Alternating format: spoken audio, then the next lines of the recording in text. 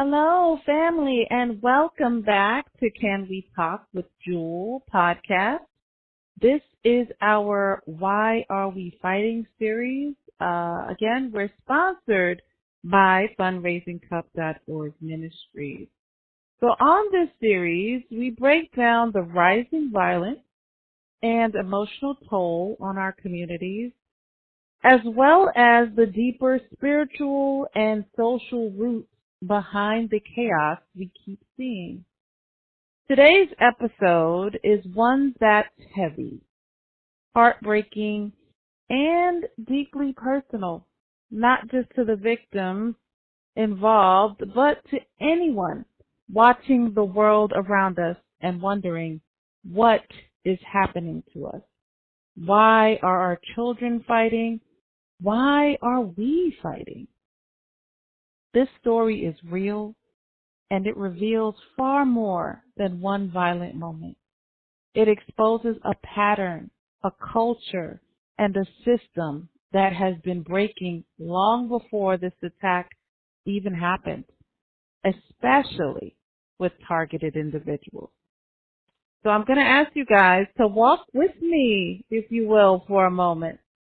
This story involves a Chicago mother, Corshawnda Hatter, whom was walking to the store with her children, simply living her life, when more than a dozen children, some I believe as young as 5th grade, began mocking her son.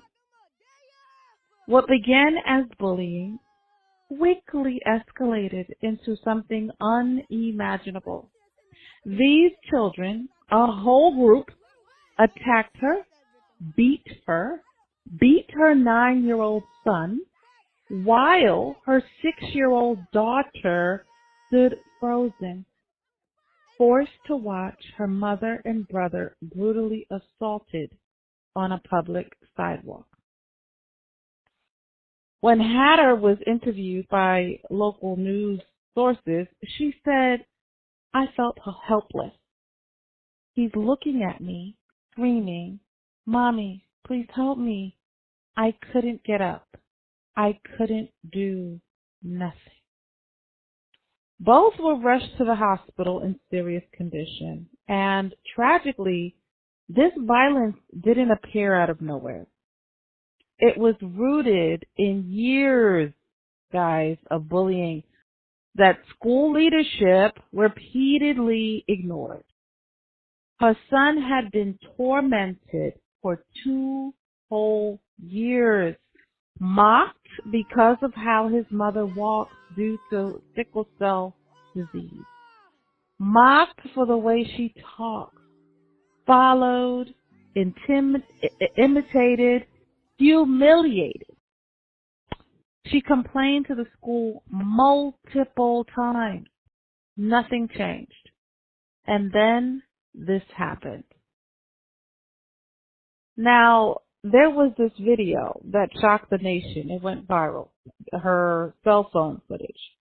Not just because the attack was brutal, but because it showed something even scarier. A level of boldness, a lack of fear, a complete absence of empathy. Children laughing and recording as the mother and her son were beaten on the ground. The community responded with outrage. A rally was held outside the school. Advocates demanded accountability. Parents demanded action. Now, guys, I must say, that's how we stick together. If we all move like this all the time, I promise you, we would be a better nation. But the damage was already done, physically, emotionally, and spiritually. Let's break this down, guys.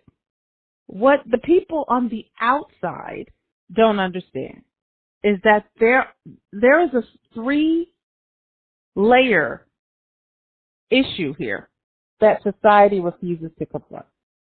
Number 1, this behavior is learned. Children don't wake up one morning and decide to behave savagely. They learned it. at home, in the community, online, at school. When these kids see adults stealing mail, vandalizing cars, cheating the system, bullying others, and getting away with it. In turn, these children internalize that there are no consequences. You know, we discussed this in our episodes of targeted individuals, where parents use children to commit small crimes because they think kids won't get punished. So now we're shocked when that spills into the community. This is the inevitable result of what they've been taught. Secondly, bullying that goes unaddressed does not disappear. It escalates. For bullying to reach this extreme level, that school had to ignore it a lot. So the question becomes, what interventions, if any, did the school attempt? She's 6. She has Was the bullying written off? So I guess they seen a little dismissed as kids being kids? A little slow Was the mother silent, overlooked, or minimized because of her illness? Bullying doesn't stay verbal. It grows. That's what happens, right? So it starts off small, and then the others that are watching and cheering say, oh, they got away with throwing something at that person. Well, I'm going to do even more. I'm going to scratch their car next. I'm going to do this next. Because it's a mobbing, ignorant mentality. If you can if one seemingly gets away with it, it grows. And the attack, this particular attack, is proof of that. Number 3, the mob mentality. And the so-called jumping culture is not random. In fact, it has roots, you know. In many inner cities, the practice of jumping someone is tied to gang culture, community rites of passage, group initiation, or earning status. Sometimes initiated by young people, yeah. Sometimes encouraged by adults. Sometimes connected to darker affiliations or secret societies. This notion of jumping someone in inner cities often not just stem from gangs and secret societies, but it's viewed as some sort of promotion or rite of passage, often initiated, believe it or not, guys, by a loved one. Also, that was seeking a promotion in these groups. These are the conversations that need to be held and taken into consideration. In certain organizations, people are willing to sacrifice the well-being of even their own children, especially their firstborn sons, for initiation. I'm not saying that's what happened here with this mother, but I immediately was curious to know, where was the father? What role has he played in those children's lives? It was just something to reflect on. Again, I'm not saying that's what happened with Miss Hatter and her family, but what I am saying is that it raises questions, and the questions still remain: where are the parents of these children? What are the family dynamics? Who empowers these children to behave with this level of cruelty and confidence? Who benefits when children act violently? Again, something to reflect on. And let's talk aftermath, guys. Hatter says her children are now traumatized. Her son is devastated. Her daughter is afraid. Her family has now transferred schools. Now, I mentioned this again, the trauma that is imposed when someone is victimized, targeted, to have to move around, change schools, um, just rewire your whole lifestyle. For what? For what? And now I hear she's pursuing charges. Good for her. Good for you, sweetheart. Not just against the children, but against their parents, of course, who she believes bear responsibility. And I agree, they do. Because if you raise your children to believe that they can get away with mobbing, attacking, especially bold enough to attack an adult, then yes, they should be held accountable. So she has launched a GoFundMe, which has raised over $25,000 since November 19th. But we all know the truth is money can't fix the scars. We hear how the children have suffered from this encounter. This is what our ministry has been calling out every week with targeted individuals. Don't wait for it to go nationwide before you acknowledge something is deeply wrong in some of our communities and we need to fix it. In closing, again, I pose to you all, why are we fighting? Here's the truth. This isn't just a story about a mother being attacked. It is a story about a society losing its moral turpitude and foundation. A generation growing up without accountability. A school system failing its most vulnerable. A culture rewarding violence with attention.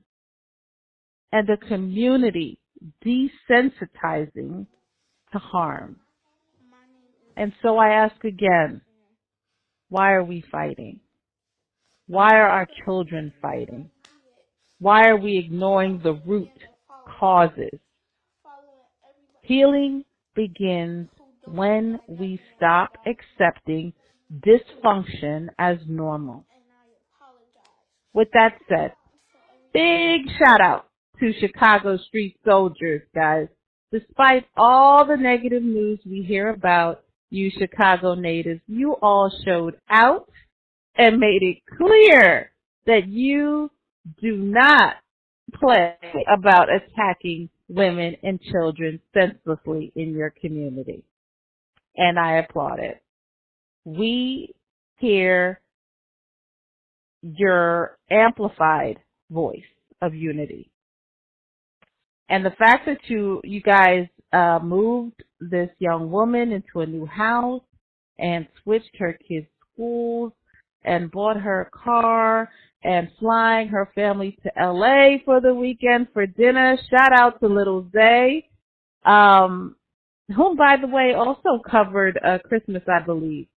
And then you guys, just flooded her Cash App. So much love. So much love. That is the Chicago that I'm talking about. Love it. Love it. But unfortunately, guys, there are many more targeted individuals whose voices are not being heard, whose Cash Apps are not being filled, and who are unfortunately not being moved out of the way. So I again urge you guys to please donate to our targeted individual fundraiser for individuals like Miss Hatter that are not getting the nationwide attention that they deserve, can be moved, relocated into safer zones. So I want to thank you guys for joining me on today's episode of Can We Talk with Juel, our Why Are We Fighting series. And of course, I want to thank our sponsor, fundraisingcup.org Ministries, for supporting these essential conversations And if today's episode moved you, I challenge you, or opened your eyes in any way, please share it with your friends and associates. Please subscribe. These conversations matter. These stories matter. And together we can raise awareness, demand accountability, and begin healing our communities. So until next time, stay safe, stay grounded, and stay encouraged. This is your host, Juel, signing off, and thank you for listening. Bye.